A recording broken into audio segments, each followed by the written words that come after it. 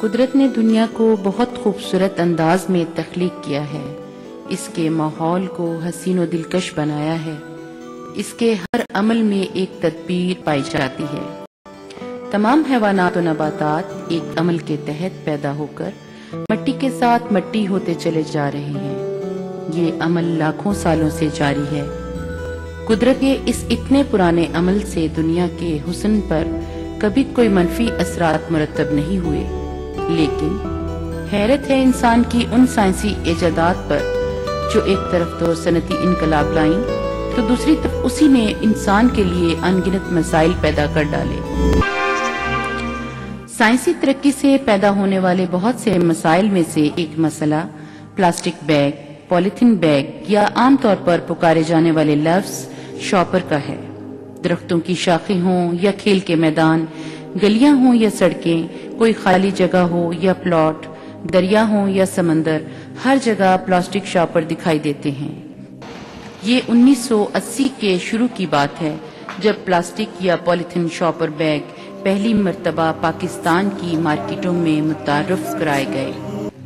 دیکھتے ہی دیکھتے یہ اتنی تیزی کے ساتھ پھیلے کہ اس نے پرانے روایتی کپڑے کے تھیلے اور کاغذ کے لفافوں کو لوگوں کے ذہنوں سے بھلا ڈالا۔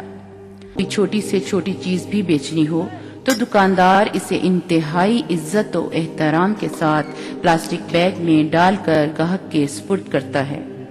یہ عمل اتنی کثرت اور تیزی سے جاری ہے کہ اس کے نتیجے میں پیدا ہونے والے نقصانات کا تدارک جلد ممکن نہیں۔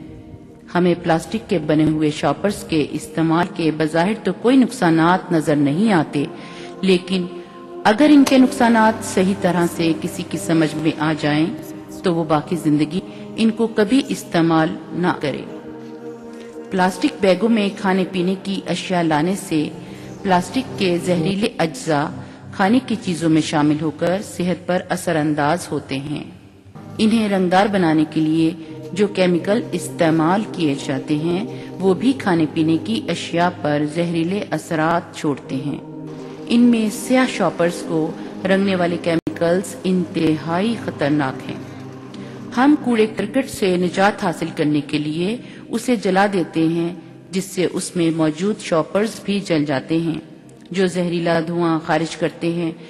اس دھوئیں سے سانس کی بیماریوں کے علاوہ کینسر بھی ہو سکتا ہے، جس کا سب سے پہلا شکار اس کے جلانے والا ہو سکتا ہے۔ ہوا کے ذریعے اڑتے اڑتے یہ پلاسٹک بیگ نالیوں اور نکاسی آب کے ذریعے سیوریج کے نظام میں داخل ہو کر اسے بلاک کر دیتے ہیں۔ بارشوں میں یہی شاپرز مختلف جگہوں سے پانی میں بہتے ہوئے آتے ہیں اور ڈرینیج سسٹم میں داخل ہو کر اسے بند کر دیتے ہیں۔ اس طرح سیوریج کا گندا پانی باہر سڑکوں اور گلیوں میں جمع ہو جاتا ہے۔ یہی گندا پانی پینے کے صاف پانی کی زیر زمین پائپ لائن میں بھی شامل ہوتا رہتا ہے۔ ہم گھر میں استعمال ہونے والی سبزیوں اور پھلوں کے چھلکوں کو شاپرز میں باندھ کر باہر گرا دیتے ہیں۔ ہمارے آزاد پھرنے والے مویشی ان چھلکوں کو بہت رغبت سے کھاتے ہیں، جسے کھاتے کھاتے وہ پورا شاپر نگل جاتے ہیں۔ اس سے مویشیوں کی سانس کی نالی یا آنتیں بند ہو جاتی ہیں۔ اس بات سے تو سبھی متفق ہیں کہ ان کا استعمال نقصان دہ ہے۔ اب ضرورت اس بات کی ہے کہ ان کے نقصانات سے کیسے بچا جا سکے۔ کیا اس پر فوری طور پر پابندی لگا دی جائے یا اسے آہستہ آہستہ ختم کیا جائے؟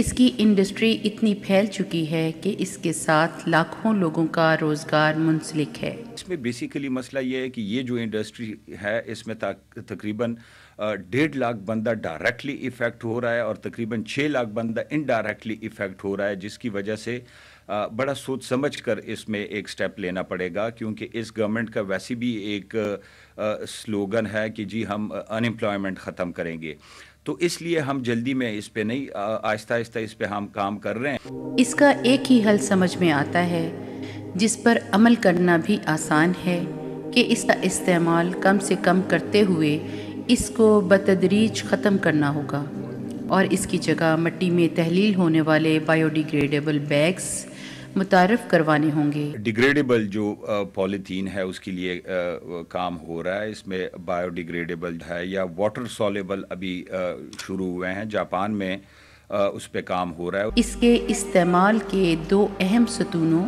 یعنی گاہک اور دکاندار سے یہ مہم شروع کرنی ہوگی. لوگوں کو دوبارہ کپڑے کے تھیلے اور کاغذ کے لفافے کے استعمال پر بھی متوجہ کرنا ہوگا. ٹوٹل یہ ایک چینج آ جائے کہ ہمیں ڈیزالویبل اس میں میٹیریل میں دیا جائے تو ہم لوگوں کو کوئی نہیں. اور جہاں بیگ ملتا ہے ان سے انکار کر دیں کہ ہمیں نہیں چاہیے جی بیگ. کوشش یہ کرنی چاہیے کہ ہمارے پاس کوئی ٹرالی ہو جائے, ہینڈ میڈ یا لوکلی میڈ بھی بن جاتی ہیں.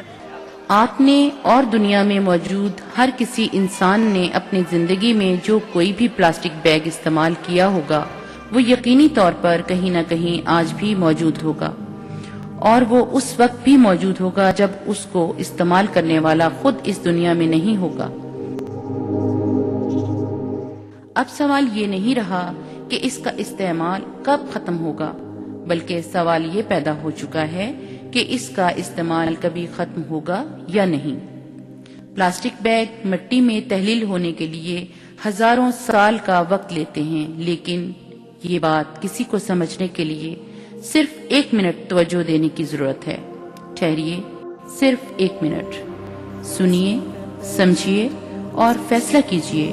صرف 1 منٹ. پروگرام سارا پاکستان کے لیے میں ہوں عصمت بطول قاسمی, پاکستان ٹیلی ویژن نیوز, اسلام آباد.